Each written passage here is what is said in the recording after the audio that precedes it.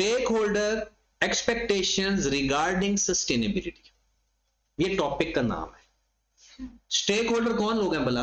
Customer, supplier, government, सारे लोग जो बिजनेस के साथ किसी ना किसी तरीके से डायरेक्टली या इनडायरेक्टली लिंक है। Stakeholder expectations regarding sustainability, इसको अगर मजीद हम थोड़ा सा इलेबोरेट करें तो मतलब यह है एक बिजनेस के अंदर जो सस्टेनेबिलिटी प्रैक्टिस शुरू होने लगी है। अब सस्टेनेबिलिटी सिर्फ माहौल को साफ रखना नहीं है, माहौल साफ रखना, फिर जो एक जस्टिस मैनेजमेंट के अंदर जस्टिस कायम रखना, सब लोग वर्किंग कंडीशन, जैसे सपोज दैट आप जिस जगह पर बैठ के काम कर रहे हो वो जगह कंफर्टेबल नहीं है, इसका मतलब है आप लैक ऑफ सस्टेनेबिलिटी है, आप लोग वेजेस या सैलरी पूरी नहीं दे रहे, लैक ऑफ सस्टेनेबिलिटी है। आप लोगों ने अपने रिश्तेदारों को ज्यादा मौका देते हो प्रमोशन में, बाकी लोगों को कम देते हो, लैक ऑफ सस्टेनेबिलिटी है। तो सस्टेनेबिलिटी सिर्फ आलूदगी को कंट्रोल करना नहीं है, ओवरऑल तीन चीजों पर डिपेंड करता है। दूसरे लफ्जों में ये क्वालिटेटिव रिपोर्टिंग है, एक तो है ना क्वांटिटेटिव, एसओसीआई बनाना, कैश फ्लो स्टेटमेंट बनाना, स्टेटमेंट ऑफ चेंज इक्विटी बनाना, वो फाइनेंशियल रिपोर्टिंग है। और ये सस्टेनेबिलिटी रिपोर्टिंग क्या है? आपने ये देखना है कि ये बिजनेस एज एन ऑडिटर, ये बिजनेस ईएसजी के ऊपर काम कर रहा है या नहीं। ई एनवायरमेंट, एस सोशल सोसाइटी और जी गवर्नेंस, क्या इन पर सही काम कर रहा है या प्रैक्टिस हो रही है या नहीं। अब जो स्टेक होल्डर है वो क्या एक्सपेक्ट करते हैं एक बिजनेस से रिलेटेड टू सस्टेनेबिलिटी, ये हमारा सवाल है। स्टेक होल्डर मतलब कस्टमर, ऑनर, गवर्नमेंट, ये क्या एक्सपेक्ट करते हैं एक बिजनेस से रिलेटेड टू सस्टेनेबिलिटी। एक बंदा कहता है जी नाम हमारे बिजनेस में ना सस्टेनेबिलिटी स्टैंडर्ड पे काम होता है, किसी के साथ कोई ज्यादती नहीं होती, ना हम माहौल को खराब करते हैं, ना हम सोसाइटी पर भी अच्छे काम करते हैं, हम ओवरऑल लोकल कम्युनिटी के लिए भी अच्छे काम कर रहे हैं, पार्क बनाते हैं, स्कूल बनाए हुए हैं, हॉस्पिटल्स बनाए हुए हैं, ये सारा सस्टेनेबिलिटी प्रैक्टिस है। अब सबसे पहले एक ओनर रिलेटेड टू सस्टेनेबिलिटी अपने बिजनेस से क्या एक्सपेक्ट करेगा, हो क्या रहा है या नहीं हो रहा वो तो बाद की बात है ना, क्या एक्सपेक्ट करेगा वो ओनर जो है वो ये एक्सपेक्ट करेगा कि हमारा बिजनेस सस्टेनेबिलिटी स्टैंडर्ड के ऊपर पूरा उतर रहा है या नहीं उतर। दूसरा वो ये सोचेगा कि ये जो आजकल ईएसजी स्टैंडर्ड्स आ गए हैं, सस्टेनेबिलिटी स्टैंडर्ड्स आ गए हैं, ये प्रॉपर डिस्क्लोज कर रहे होंगे। ये ओनर सोच रहा है अपने बिजनेस के बारे में कि सस्टेनेबिलिटी रिलेटेड सारे काम हो रहे होंगे, उसकी ये एक्सपेक्टेशन होगी कि कल को हमारे बिजनेस को कोई मसला ना आए।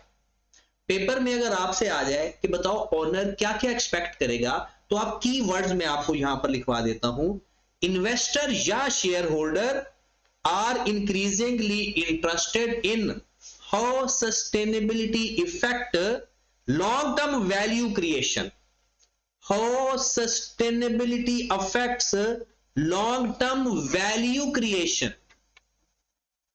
कि ओनर ये सोच रहा है, एक्सपेक्ट कर रहा है कि कल को अगर सस्टेनेबिलिटी स्टैंडर्ड में हम काम करेंगे तो इससे हमारे बिजनेस की वैल्यू में लॉन्ग टर्म क्या अफेक्ट पड़ेगा, ऐसा सोचना बनता है या नहीं उसका। आजकल हलहला हुई है कि सस्टेनेबिलिटी स्टैंडर्ड आ गए, डिपार्टमेंट बन गए, कोई कहता है सस्टेनेबिलिटी डिपार्टमेंट में जाना चाहिए, नहीं जाना चाहिए। इवन के जून 2026 में पाकिस्तान के अंदर पहली दफा रिपोर्ट इशू होनी है सस्टेनेबिलिटी के ऊपर।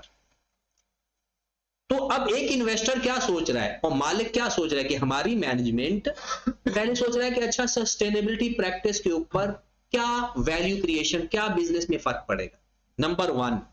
नंबर टू वो सोचेगा they expect companies to disclose their ESG performance, वो एक्सपेक्ट करेंगे कि हमारी मैनेजमेंट, हमारा बिजनेस वो बातें डिस्क्लोज करेगा जो स्टैंडर्ड रिक्वायर्ड करता है, जो गवर्नमेंट चाह रही है, जो स्टैंडर्ड चाह रहा है, जो एससीसीपी चाह रहा है।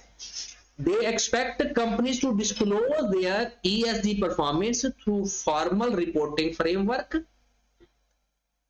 Like global reporting initiative GRI, global reporting initiative, and SASB, इस लाइन का मतलब क्या है? मालिक ये सोच रहे हैं कि हमारी कंपनी GRI और SASB के तहत अपनी बातें डिस्क्लोज करेंगे। अगर नहीं करेंगे तो रिपोर्ट, अभी आपने ऑडिट नहीं पढ़ा, ये ऑडिट की बात है। मेन डिस्क्लोजर का तो पता है ना, IAS 16 के डिस्क्लोजर तो पता ही होंगे।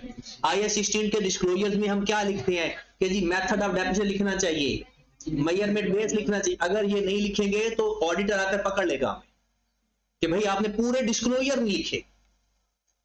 अब ये वाले कौन से डिस्क्लोजर होंगे?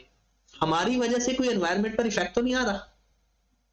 हमने एनवायरनमेंट को प्रोटेक्ट करने के लिए कौन कौन से काम किए हुए हैं, और वो काम ग्रीन वॉशिंग में तो नहीं आ रहे। ये तो ऑडिटर आकर चेक करेगा ना कि हमने लिखा हुआ है, हमने कंपनी लिख दिया, हाँ हमने हॉस्पिटल बनवाए हुए हैं, दरख्त लगवाए हुए हैं, सारा कुछ लिख देते हैं अपनी रिपोर्ट के अंदर, तो ऑडिटर आकर चेक करेगा। तो तीसरी बात, बस दो मेन बातें हैं। पहली बात क्या है? इन्वेस्टर ये एक्सपेक्ट करता है कि अच्छा इसके इनिशिएटिव से लॉन्ग टर्म क्या वैल्यू क्रिएशन होगी, मतलब बिजनेस की वैल्यू पे क्या फर्क पड़ेगा, रिस्क मैनेजमेंट पर क्या फर्क पड़ेगा। क्योंकि अभी रिस्क मैनेजमेंट आपने पढ़ा नहीं, इसलिए मैंने ये लफ्ज इस्तेमाल नहीं किया, ये आगे पूरा चैप्टर है हमारा। फिर वो एक्सपेक्ट करेगा कि कंपनी सारी बातें डिस्क्लोज करेगी जो GRI कहता है और SASB कहता है। पता है अकाउंटिंग, फाइनेंशियल अकाउंटिंग के लिए कौन हमें कहता है? IFRS। वो क्या कहता है, कौन कौन सी बात डिस्क्लोज करो। सस्टेनेबिलिटी वाला क्या चाहता है? GRI और SASB, sustainability accounting standard board और ग्लोबल रिपोर्टिंग इनिशिएटिव।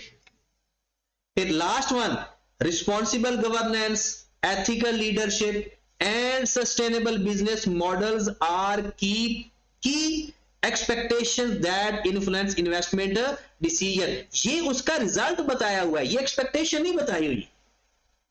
ये कहता है अगर ऐसा होगा, उसकी एक्सपेक्टेशन पूरी होगी तो लोग ज्यादा से ज्यादा इन्वेस्ट करेंगे। ये मेन एक्सपेक्टेशन ऊपर वाली दो है, और ये इन्वेस्टर की एक्सपेक्टेशन इरशाद आपको याद रहेंगी कौन कौन सी है बोला।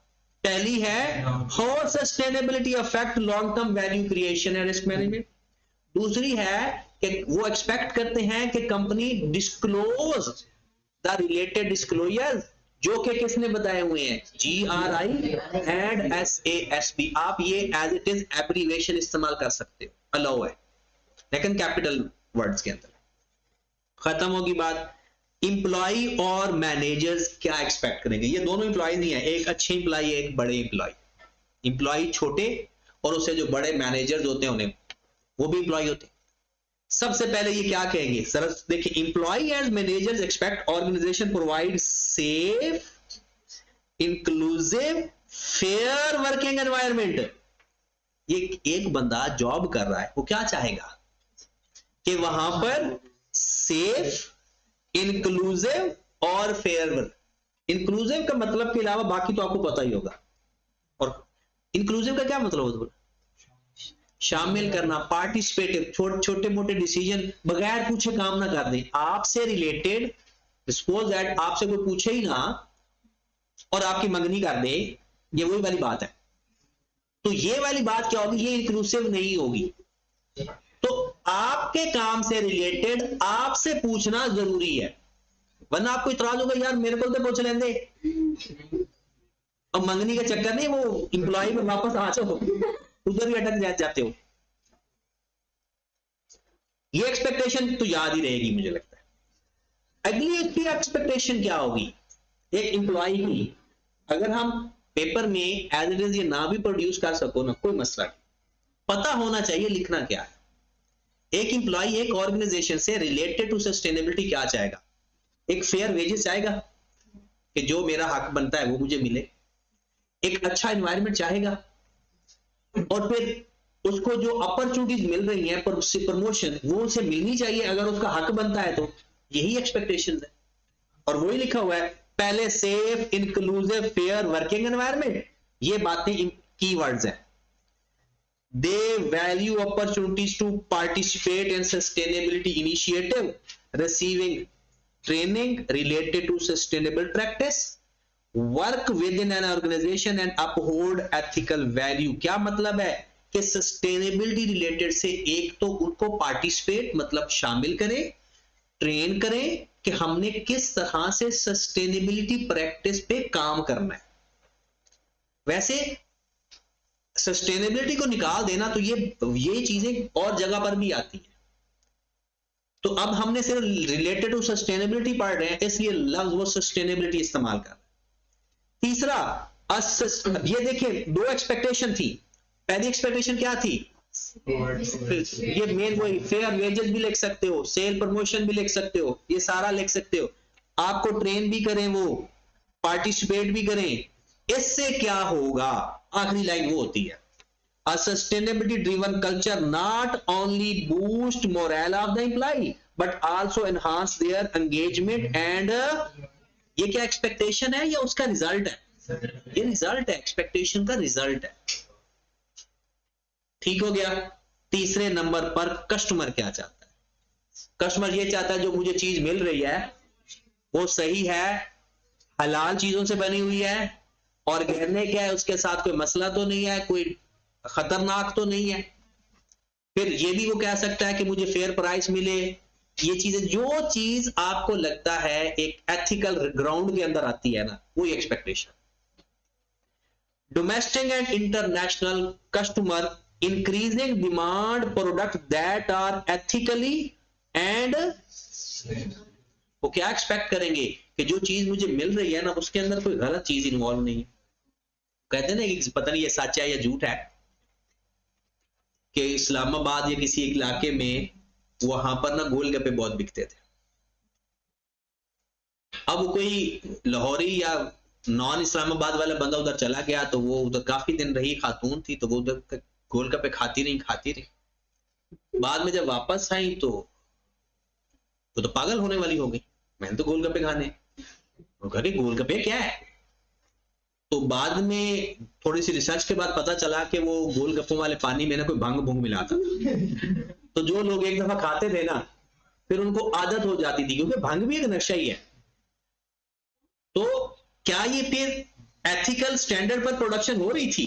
नहीं हो रही थी। तो कस्टमर ये चाहेगा कि जो उसको चीज मिल रही है वो एथिकल स्टैंडर्ड पे बन भी रही है या नहीं, या वो ये कहेगा कि ये वेरीफाइड है भी सही या नहीं। आपको पता है उसको कैसे पता चलेगा? कोई स्टैंडर्ड, कोई बोर्ड होगा, वो वेरीफाई करेगा। अक्सर लोगों ने ना अपनी दुकानों के अंदर, ये जो सेल करने वाले होते हैं, उन्होंने एक सर्टिफिकेट लगाया होता है कि भाई मैं अप्रूव्ड हूं, मैंने ये काम किया हुआ है, उसके बाद ये काम शुरू किया है। तो कस्टमर एक चाहेगा कि जो प्रोडक्ट या सर्विसेज मैं ले रहा हूं वो सर्टिफाइड भी है या नहीं। ये क्वालिटी में आ जाता है ना। तो पहला क्या, एथिकल सस्टेनेबल प्रोडक्ट है या नहीं। दूसरा, their expectation include use of eco friendly material, safe non भंग manufacturing process and transparent supply chain practices. मतलब जो वो चीजें बन रही हैं वो इको फ्रेंडली मटेरियल से, मतलब कोई ऐसा मटेरियल तो नहीं है जो जहरीला हो या सेहत के लिए खराब हो, कोई उसमें सेफ, कोई नशा तो नहीं है, मैन्युफैक्चरिंग प्रोसेस साफ सुथरा है, और सप्लाई चेन ट्रांसपेरेंट है या नहीं। दो एक्सपेक्टेशन क्लियर हो गई। पहला, जो वो चीजें ले रहा है वो एथिकली और सस्टेनेबल है या नहीं, जो मटेरियल और प्रोसेस इस्तेमाल हो रहे हैं वो eco friendly, safe, non toxic और ट्रांसपेरेंट है या नहीं। तीसरा, certification and third party verification such as ISO standard या फेयर ट्रेड लेबल, मतलब कोई ना कोई सर्टिफिकेशन होनी चाहिए कि हम उसके ऊपर रिलाय करें। ये तीन क्या होंगे? एक्सपेक्टेशन। फिर many customer also appreciate innovation in environmentally friendly product design and packing. कहता है कि बहुत सारे लोग ये चाहते हैं, कस्टमर चाहते हैं पैकिंग, बनाने का तरीका, ब्रांडिंग वो एथिकली हो, ऐसा ना हो कि उन्हें कोई फीलिंग ऐसी है कि वो कुछ गलत कर रहे। कस्टमर की एक्सपेक्टेशन है टोटल 3-4। पहली क्या एक्सपेक्टेशन थी कि जो वो चीज ले रहे हैं वो एथिकली और सस्टेनेबल प्रोडक्शन है या नहीं। दूसरा जो इसकी मैन्युफैक्चरिंग प्रोसेस है वो eco friendly material, safe non toxic process है, और ट्रांसपेरेंट सप्लाई चेन इन्वॉल्व। फिर वो कहेगा certifications and third party verification such as ISO standard या फेयर ट्रेड लेबल या often expected to validate the company sustainability claims. मतलब जो company ने कहा हुआ है वो उसको वेरीफाई करेंगे। अब ऑडिटर की स्टैंप लगेगी कि ये कंपनी सस्टेनेबल एनवायरनमेंट में काम कर रही है या नहीं कर रही। वो सारा चेक करेंगे, जाकर मटेरियल चेक करेगा, उसका प्रोसेस करने का तरीका देखेगा, सारा कुछ चेक करने के बाद स्टैंप लगाएगा। आप या पहले थोड़े से पैसे लेकर भी लगा दे, लेकिन वो काम ही लोग करते हैं, ठीक है ना। उसके बाद ये खत्म हो गया। गवर्नमेंट एक बिजनेस से क्या चाहेगी, वो एक ही चाहेगी कि ये प्रॉपर उसको फॉलो करें। नहीं, टैक्स का नहीं, ये सस्टेनेबिलिटी पढ़ रहे हैं। वो हम उसमें देते थे कि फाइनेंशियल स्टेटमेंट के यूजर की नीड क्या है, उसमें कहते हैं कि टैक्स पर्पस के लिए। अब इसमें क्या करेंगे, सिंपल कि ये एनवायरमेंटल कामों के ऊपर, एनवायरमेंटल इश्यूज के ऊपर सस्टेनेबिलिटी प्रैक्टिस कर रहे हैं या नहीं कर रहे, सारे रूल्स एंड रेगुलेशन फॉलो कर रहे हैं या नहीं कर रहे, कर रहे होंगे। एक्सपेक्टेशन हमने बतानी है ना। तो गवर्नमेंट की एक्सपेक्टेशन हमसे, मतलब ऑर्गेनाइजेशन से, गवर्नमेंट या regulator expect organisation to comply with, यहां से शुरू हो रहा है, environmental law, labour standards and other related regulation. एक गवर्नमेंट क्या चाहेगी, क्या सोचेगी कि एक बिजनेस एनवायरमेंटल लॉ को फॉलो कर रहा है या नहीं कर रहा, लेबर स्टैंडर्ड्स को पूरा कर रहा है या नहीं कर रहा, और अदर जो रेगुलेशन उसके ऊपर अप्लाई हो रही है उसको पूरा कर रहा है या नहीं कर रहा। Number 2, they look for transparency in reporting and regular update on sustainability performance। क्योंकि लफ्ज रेगुलेटर भी तो आया हुआ है ना। रेगुलेटर हमारा कौन है, रेगुलेटर 2 है हमारे रेगुलेटर इस टाइम, बल्कि 3 है। एक ICAP सबसे बड़ा, SECP और FBR, ये 3 हमारे मेन रेगुलेटर हैं। ICAP ये देखेगा कि हम proper reporting according to standard कर रहे हैं या नहीं कर रहे। SECP ये देखेगा कि हम कंपनी लॉ को फॉलो कर रहे हैं या नहीं कर रहे, और FBR देखेगा कि हम टैक्स की प्रोविजंस को फॉलो कर रहे हैं या नहीं कर रहे।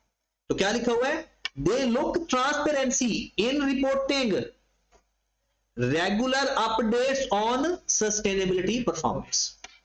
तीसरे नंबर पे, additionally they expect companies to contribute positively to national and international गोल।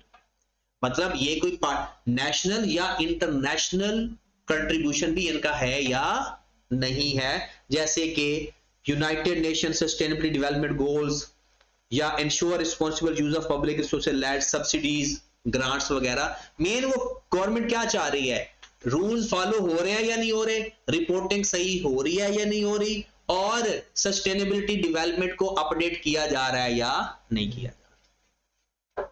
ठीक होगी बात। कितने हो गए स्टेक होल्डर हमारे, पहला क्या था, इन्वेस्टर या शेयर होल्डर, दूसरा क्या था, कस्टमर या एम्प्लॉय और मैनेजर थे, एम्प्लॉय और या मैनेजर, तीसरा क्या था, कस्टमर, चौथा क्या था, गवर्नमेंट। अब आ गया फजूल, 3 NGO, मीडिया और लोकल। लोकल फजूल नहीं है,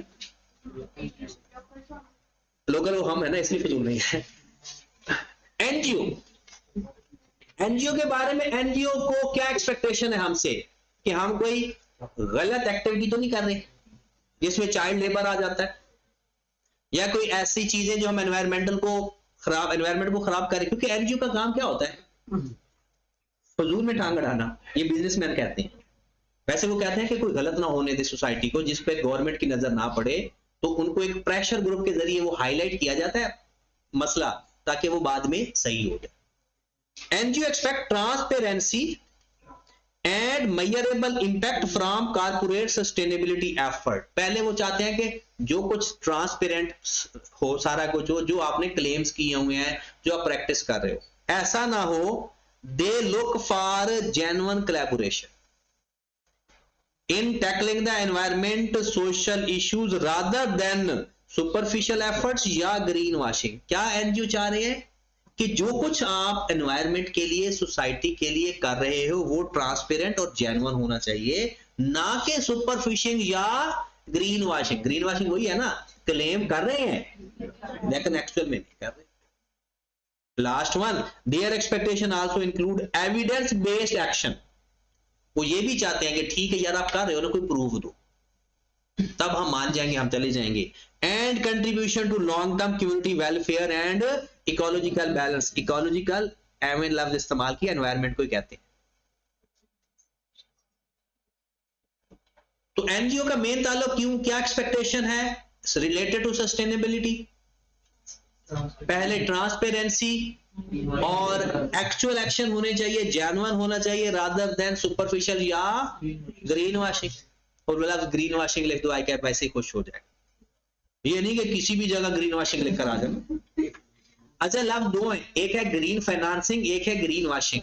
ध्यान से, ग्रीन फाइनेंसिंग का कोई और मतलब है, ग्रीन वॉशिंग का कोई मीडिया आउटलेट। अच्छा, मीडिया को क्या चाहिए एक ऑर्गेनाइजेशन से? उसे तो स्टोरी चाहिए, उसे एक थ्रिल चाहिए, कंटेंट चाहिए। Media seek access to credible, impactful, sustainable stories, reflect wider social value, जो वायरल हो, उसे सस्टेनेबिलिटी रिलेटेड कंटेंट या स्टोरी चाहिए जो कि सोशल या सोसाइटी के अंदर ज्यादा वैल्यू रखती हो या लोग उसको इंपॉर्टेंस देते हो। जैसे आपने ये देखा कि जब खान साहब का दौरे हुकूमत खत्म हुआ ना, तो बहुत सारे मीडिया के लोग जानबूझ के खान साहब की हाइप क्रिएट करने की कोशिश करते थे, क्योंकि उन्हें पता था कि लोग फॉलोअर मेरे बढ़ेंगे ज्यादा। वो उनको चाहे खान साहब अच्छे लगते थे या नहीं लगते थे, उन्हें पता था कि अगर हम खान साहब के अगेंस्ट जाएंगे तो काम खराब हो जाएगा। ये इमरान रियाज जैसा एक सहाफी है, इन लोगों के मिलियंस के हिसाब से सब्सक्राइबर और फॉलोअर हो गए सिर्फ इसी बेस के ऊपर। उन्हें खान साहब से कोई लेना देना नहीं है। खान साहब अडियाला में, वो बाहर है, इतना फासला हो गया उनके दरमियान, तो कोई लेना देना नहीं। उनका लेना देना है अपने कंटेंट के साथ। आजकल जो लोग क्या करते हैं कि वो एक दो तीन बेड़े बना देते हैं और ईरान का सॉन्ग लगा देते हैं पीछे और ईरान को प्रमोट कर देते हैं। अब एक्चुअल में क्या हालात है, 90% तो बाहर हमें गलत भी पता चल रहा होता है, वो सिर्फ अपने कंटेंट को दिखाने के। हम ऐसे यूट्यूब के लिए खोलते हैं, ऊपर लिखा हो जाता है ईरान ने तबाही मचा दी, एक बड़ा सा लिखा होता है, हम कहते हैं चलो देखिए कौन सी तबाही मची है, वो बाद में पता ही नहीं होता कौन सी तबाही है। वो मुझे क्योंकि बच्चे स्कूल जाते हैं, लिखा हुआ था तो बच्चे की मौज है, छुट्टियां, मैं पूरी खबरें सुन ली, कहीं जिक्र ही नहीं आया छुट्टियों का। तो ये जो ऊपर लिखा होता है ना, वो कुछ और ही होता है, तो वो सस्टेनेबिलिटी वायलेशन भी होती है, बंदे का टाइम जाया हो रहा होता है। अच्छा, वो इधर वापस अभी हमारी स्टोरी खत्म नहीं हुई। फिर मीडिया, अच्छे वाला मीडिया क्या चाहेगा? Verifiable data, clear communication, real evidence. वो जो स्टोरी के लिए उसे डाटा चाहिए वो वेरीफाइएबल हो, क्लियर हो और उसका कोई सबूत भी हो। दिस हेल्प, अब पहले दो एक्सपेक्टेशन है, फिर उसका result. This help build a positive public image while holding companies accountable. जब आपकी चीजें सही होंगी, सच्ची होंगी और मीडिया भी पॉजिटिव वे में उसको कर रहा है, तो वो कहते हैं कि इससे आपका एक इमेज बिल्ड हो जाए। अब एंड पे आ गई लोकल कम्युनिटी। लोकल कम्युनिटी क्या चाहती है? हेल्थ, एजुकेशन और अपॉर्चुनिटीज, जॉब वगैरह के। मेन जब भी लोकल कम्युनिटी की बात आएगी ना, हेल्थ वो भी नहीं मिलती, एजुकेशन वो भी नहीं मिलती, क्योंकि अपने पैसे देने पड़ते। असल में तो फ्री होनी चाहिए चीजें। हेल्थ और एजुकेशन हर दुनिया में फ्री होनी चाहिए, कम से कम अपने सिटीजन के लिए। और हमारे यहां सबसे बड़ा बिजनेस यही है, मतलब महंगी तरीन जो चीज है ना, वो सबसे बड़ा बिजनेस एजुकेशन या हेल्थ का बना दिया लोगों। हाँ जी, local communities often directly affected by operation. इधर जरा वापस, जो पहला पॉइंट लिखा हुआ है ये एक्सपेक्टेशन नहीं लिखी, जरा ध्यान से देखना। Local communities often directly affected by corporate operations, expect organisation to respect local customer. अब एक्सपेक्टेशन स्टार्ट होगी। कहता है लोकल कम्युनिटी सबसे ज्यादा अफेक्ट होती है क्योंकि जिस जगह पर रह रहे हैं। कहता है लोकल कस्टमर की कोई इज्जत हो। प्रोटेक्ट नेचुरल रिसोर्सेज, वहां जो नेचुरल रिसोर्सेज हैं उनकी प्रोटेक्शन हो, ये ना हो कि वो दरख्त काट दें या पानी को खराब कर दें। And contribute to social and economic development of the Rajanpur. मतलब लोकल कम्युनिटी को प्रोटेक्ट करें और जो लोकल एरिया है उसकी इकोनॉमिक और सोशल डेवलपमेंट में कंट्रीब्यूट भी करें। वो कंट्रीब्यूट क्या है, ये नीचे लिखा हुआ है, एजुकेशन, हेल्थ केयर, एम्प्लॉयमेंट, पक्की सड़कें। क्योंकि राजनपुर में यही डेवलपमेंट होती है इंफ्रास्ट्रक्चर में कि जी पक्की सड़कें बन जाए बस। बताओ राजनपुर का कौन बंदा?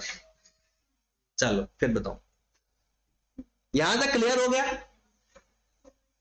Number, communities also value being actively involve in decision making. हाँ, वो ये भी कहते हैं कि यार हमारे इलाके में हो तो हमारे इलाके में अगर कुछ इस तरह के डिसीजन लेने हैं जो कि सस्टेनेबिलिटी अफेक्टेड हो तो हमें पूछें, हमसे पूछें।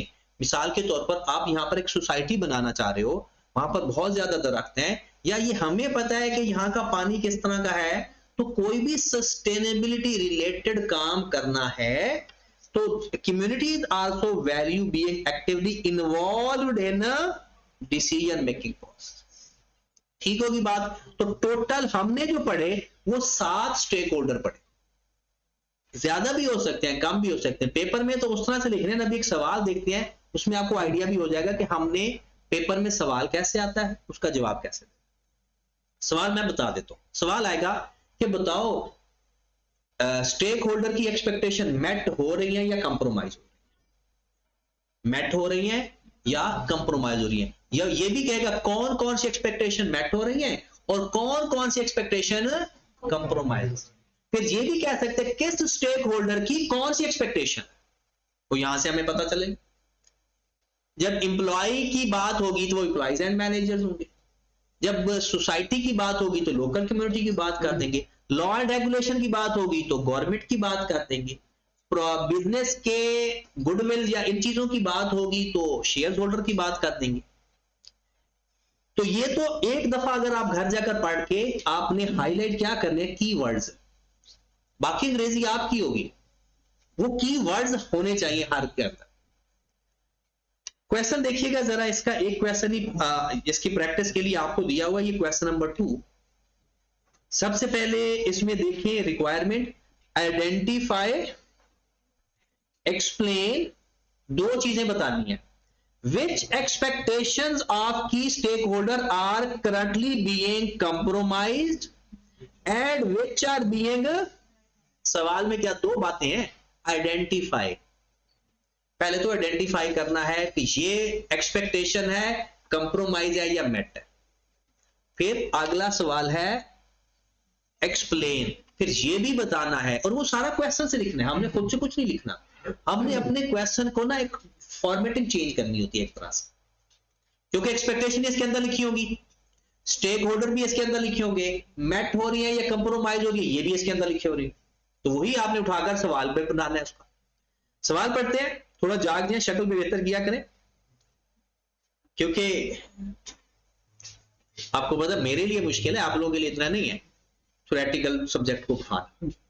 एक न्यूमेरिकल वाला बंदा थ्योरेटिकल सब्जेक्ट पढ़ाए तो मुश्किल होती है, लेकिन मेरी कोशिश ये है कि आपको इस तरह से पढ़ा दिया जाए कि न्यूमेरिकल अंदाज में, कि जब आप लोग ये कोई बात करें इसके बारे में तो कम से कम आपको पता हो कि इसका मतलब क्या होगा। ठीक है, एक नजर जाकर घर पढ़ लिया करो, आप लोगों का ये काम हो जाएगा, आपको ज्यादा रट्टा भी नहीं लगाना पड़ेगा। देखिए अभी आपको 7 स्टेक होल्डर के नाम आने चाहिए और हर स्टेक होल्डर की दो तीन एक्सपेक्टेशन का पता होना चाहिए, ये सवाल है। और सवाल देखते हैं, रॉयल लेदर्स लिमिटेड अब प्रोमिनेंट सवाल ये आपसे पूछना है, हाईलाइट भी आपसे करवाना है। मैं तो कहता हूं इसका प्रिंट ले लो, इसका असाइनमेंट का ले लिया है, ताकि उसका ये फायदा हो जाएगा ना, क्योंकि ये हमने बुक से नहीं पढ़ना, ये यहां से ही पढ़ना है, क्योंकि बुक से मैंने इसको खुद अरेंज करके किया हुआ है ताकि आपको पढ़ने में आसानी हो, याद करने में भी आसानी हो। ये भी मैंने बुक से कुछ काटा छाटा नहीं है, थोड़ा अरेंज किया है, क्योंकि वो छोटी सी समरी नहीं बनाई। A prominent manufacturer and exporter of leather belt and jackets based in Pakistan has publicly committed in sustainable practice and fair labor policies. कहता है कि वो committed है किस मामले में? सस्टेनेबल प्रैक्टिस में। The company has implemented a rainwater harvesting system. Company has implemented rainwater harvesting system number 1। ये किसकी वैसे हो सकती है? Rain water harvesting system local, यानी किसी की तो एक्सपेक्टेशन हो सकती है कि अगर ये सिस्टम होगा तो पानी जाया नहीं होगा, गवर्नमेंट की भी हो सकती है। Installed solar panel to reduce reliance on non renewable energy. वो कहता है रिन्यूएबल एक एनर्जी होती है, एक होती है नॉन रिन्यूएबल। नॉन रिन्यूएबल जो खत्म हो जाए, जैसे पेट्रोल है खत्म, जो धूप है फिर आ जाएगी, वो रिन्यूएबल है। Additionally it pay fair wages to its employees. चलो एक तो मिल गया अच्छे वाला, एम्प्लॉई की एक्सपेक्टेशन फुलफिल हो रही है। Recently introduce skill development programme from for female worker. NGO के लिए भी होगी और एम्प्लॉय के लिए भी होगी।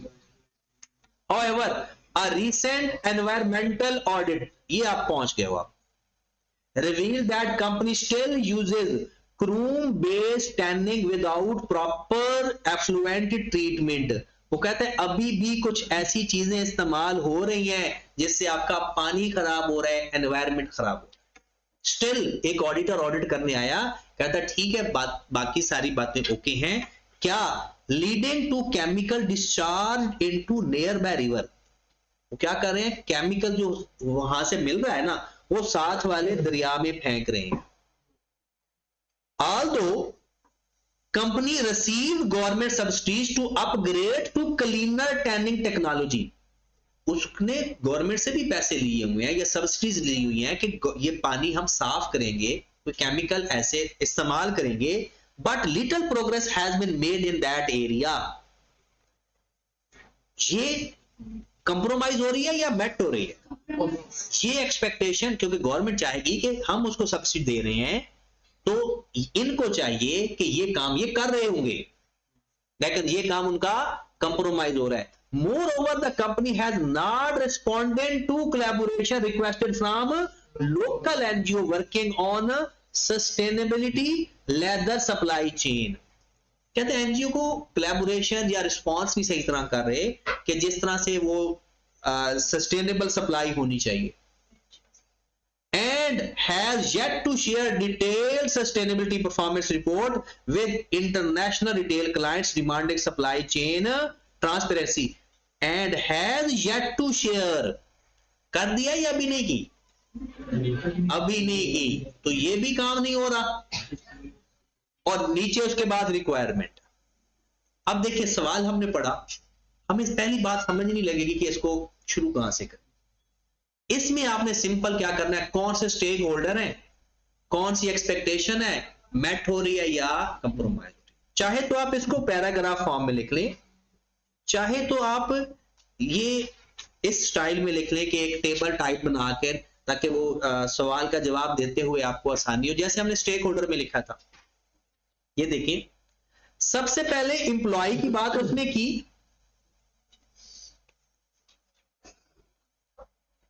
एक्सपेक्टेशन क्या होती है एम्प्लॉय की? Fair wages, same working condition. ये बात हमने पढ़ ली थी। क्या ये कंप्रोमाइज हो रही है या मैट हो रही है? और आगे एक्सप्लेनेशन, ये आपका जवाब हो जाए। आइडेंटिफाई, एक्सप्लेनेशन, मैट या कंप्रोमाइज। जो उसने पूछा सारा मिल गया उसको। आई कैप ये नहीं कहता आप क्या लिख कर आ रहे हो, आई कैप कहता जो मैंने पूछा वो बताया। अगर मैं ये कहूं कि उसने जो अपने सवाल के अंदर कहा था आइडेंटिफाई, कंप्रोमाइज द मैट और एक्सप्लेनेशन, यही उसके जवाब है। इंप्लॉई आप वर्डिंग के अंदर लिख दो, पैराग्राफ की फॉर्म में लिख दो। दूसरी, इंप्लॉय की क्या स्किल डेवलपमेंट पे काम हो रहा है, हमने पढ़ा था, ये भी तो इंप्लॉय की एक्सपेक्टेशन है। मैट, training programme for the female worker, support, empowerment and inclusion, ये सारा बुक से, क्वेश्चन से लिखा हुआ है। कोई भी चीज हमने खुद से नहीं लिखी, ये सारा क्वेश्चन के अंदर से उठा रहे। Government adaptation sustainability practice, proper use of subsidies, वो जो सब्सिडी मिल रही है उसको कि आपने पानी साफ रखना है, क्या प्रॉपर इस्तेमाल हो रहा है। पार्शियली मेट लिखा हुआ है, solar panel and rain water harvesting align with, लेकिन वो जो पानी है ना वो साफ नहीं कर रहे। वो जो कंडीशन है, failure to upgrade tanning technology despite subsidies indication non compliance. Local community, clean environment होने चाहिए, क्या मिल रहा है, वो पानी खास खराब हो रहा है। मेन क्या है, chemical discharge into harm public health and environment. फिर एनवायरमेंटल स्टेक होल्डर या रेगुलेटर या ecosystem, population control and waste management, ये वो पानी वाली बात ही करके आ रहा है। Chrome based tanning without proper treatment cause environmental, ये जो क्रूम बेस्ड टैनिंग होती है ना वो विदाउट सेफ्टी, वो ना वो जो उसका केमिकल जाया हो रहे हैं ना वो फेंक देते हैं। तो जो उनकी वेस्टेज है ना उसको प्रॉपर, जैसे मेडिकल वेस्टेज सबसे ज्यादा खतरनाक होती थी, तो लोग क्या करते थे, ये जो सिरिंजें वगैरह है ना ये फेंक देते थे, लोग उसको करके ना दोबारा रीयूज कर लेते थे। फिर उन्होंने अब क्या शुरू कर दिया, वो वहां पर ना एक कटर पड़ा होता है, वो उधर ही काट देते, उसी वक्त ही उन्होंने कहा कि इसको उसी वक्त काट दिया करो। तो ये जब वो काटने वाली बात है, ये सस्टेनेबिलिटी प्रैक्टिस है। और उससे पहले क्या था, हेल्थ इश्यू था। उसके बाद इंटरनेशनल रिटेलर या क्लाइंट कस्टमर की बात हो रही है। Transparency and sustainability reporting compromise, क्या लिखा हुआ है, lack of sustainability report reduce trust and accountability, या अभी तक उसने कहा था येट टू रिपोर्ट, अभी करनी है, अभी रिपोर्ट की।